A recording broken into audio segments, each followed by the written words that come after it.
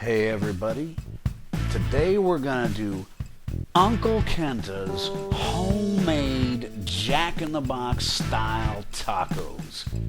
Right on, right on. I'm living in South Florida now, and there are no Jack-in-the-Box restaurants here in South Florida. None. And I have been craving a Jack-in-the-Box taco now for quite a while, and finally decided to figure out how to make these babies at home. So that's what I'm going to show you tonight. Now, the important factors I think for these are the meat, the cheese, the hot sauce, the shell, and the lettuce. Now, for the meat, we're talking grit level. You got to get the grit level right. We're talking Jack-in-the-Box tacos were about a 400-800 grit, really fine meat, almost a pate style. Not really, but compared to most tacos, got a really fine texture. The other thing, the cheese. To get that Jack-in-the-Box taco flavor experience down, you gotta use the right cheese and cut it right. So we'll show you how to do that. Then there's the hot sauce. We'll go into the hot sauce. Very important now, the shell. Now, Jack-in-the-Box tacos are fried. We want a crispy mouth on the edge of the shell and tenderness where the meat is making contact with the shell. And finally, the lettuce. The quick grab and shove of the lettuce.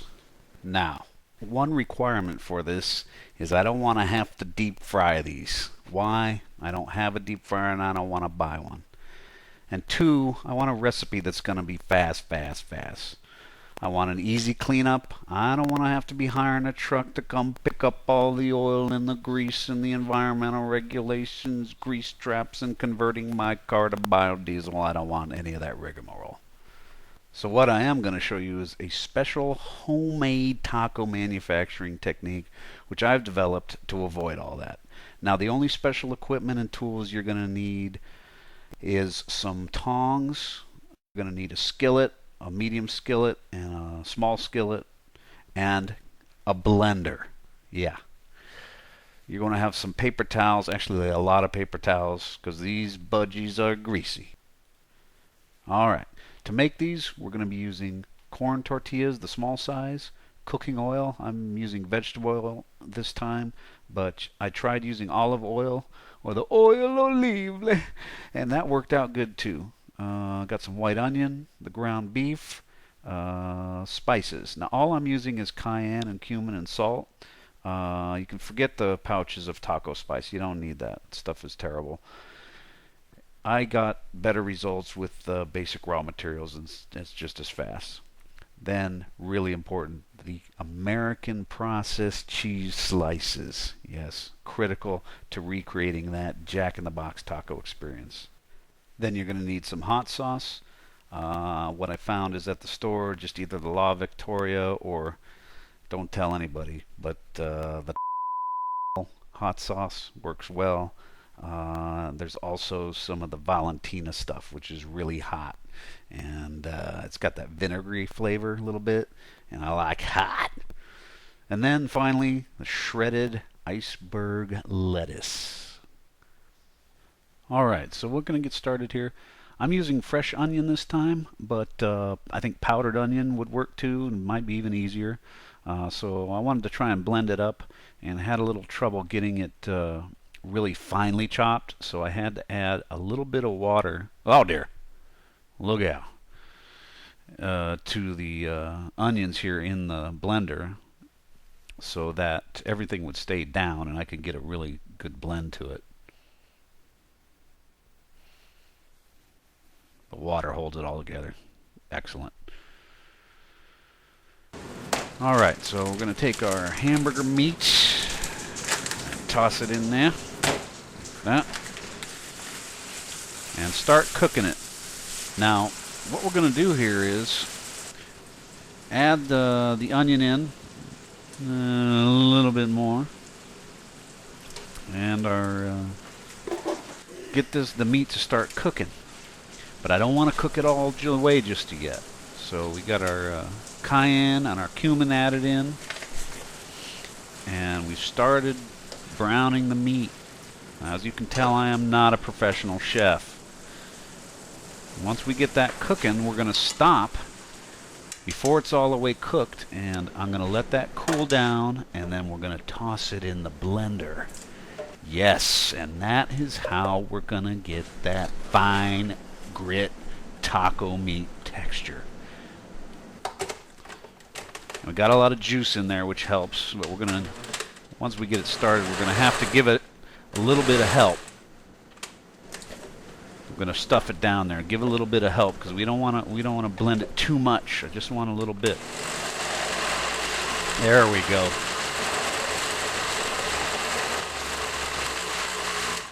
Just that little bit, and look at that. We have some fine grit taco meat right there. And we're going to finish cooking it. Remember, it wasn't all the way cooked. Now, at this point, we want to adjust the spicing. I like to give it a little bit of a taste. And a little bit more salt. Look at that.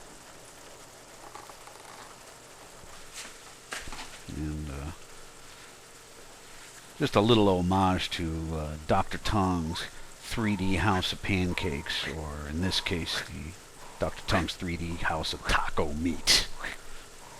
And just keep adjusting the spices and add a little more cayenne until it tastes good to you. Now, the true test is if you can screed it like wet cement and get those fines rising up to the surface of the meat. All right. So we're going to put that in a bowl, put it aside. Oh, that looks good. And I didn't really blend it too much. I think next time I'm going to do it, I'm going to try a little more. But it's got a great texture to it. All right, now it's time to get the tongs. And we're going to start frying up the shells. So I'll put a little bit of oil, just a thin layer. Maybe like 1/8 of an inch, not a whole bunch of oil is in the pan. And heat up the pan. I had it on about 5 or 6 medium high, and start frying these shells up. Now you'll notice what I'm doing here once you get started is I was trying to push down the it starts to puff up, and I was trying to push it down, but you don't want to do that. So this first one I did, see, I'm trying to break those bubbles. We want to let those happen. And so I'll show you another one here coming up. But how to get the edge crispy is to allow that to dome over while it's cooking. So we'll show you in a second. So before it gets too hard, we need to give it a fold over. And then we can let it set up and finish it off. And you can do them as much as you want.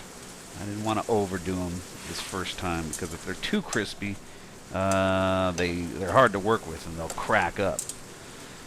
Remember, we're trying to do this the easy way without deep frying them, so we got to kind of alter the technique a little bit. So there's the first one. That looks good. Here's another one. Now watch what we're going to do. I'm going to let that tortilla dome up. Let that pressure build up underneath. So what's happening is now the edges are just in contact with the oil. And we can get that edge nice and crispy.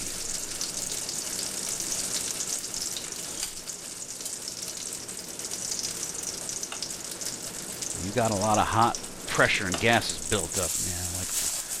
Likes to burst out of there. Look at that. So you got nice crispiness on the edge now. And the middle will still be nice and tender.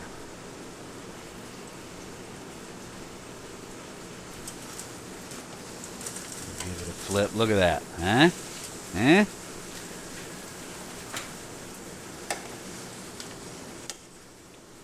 You still got to, you don't want to let it go too far cooked before you do the fold over, because it gets hard to fold. You see, it's real crispy there. And if you let it go too much, you can't fold it over. You'll have to toss it. Just experiment around. think maybe I could have had the oil a little bit hotter too. I had it about 6 on my stove out of 10. My stove does not go to 11, but I'd probably turn it up to 7 and probably still be okay. I just don't want the oil too hot, so it's snapping and bubbling at you and getting oil all over the place. This seemed to work well. All right, so we got those taco shells ready. And now, so the hard part's done now. We got everything ready, and all we need to do is start assembling these babies. And this is easy. So we got our taco meat. Going to put a little bit of that in the shell. Get it packed in right. And what we're going to do here is we're going to give a little compression on it. Just pack that baby down. Maybe use a paper towel, get a little of that oil soaked up. These, like I said, these budgies are greasy. And now here comes the cheese. And the cheese, to do this right, you're going to cut it at a diagonal.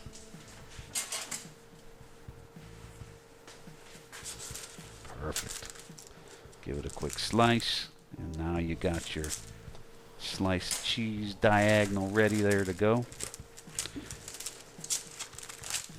And we'll toss that in there. Just throw it in there. Like that.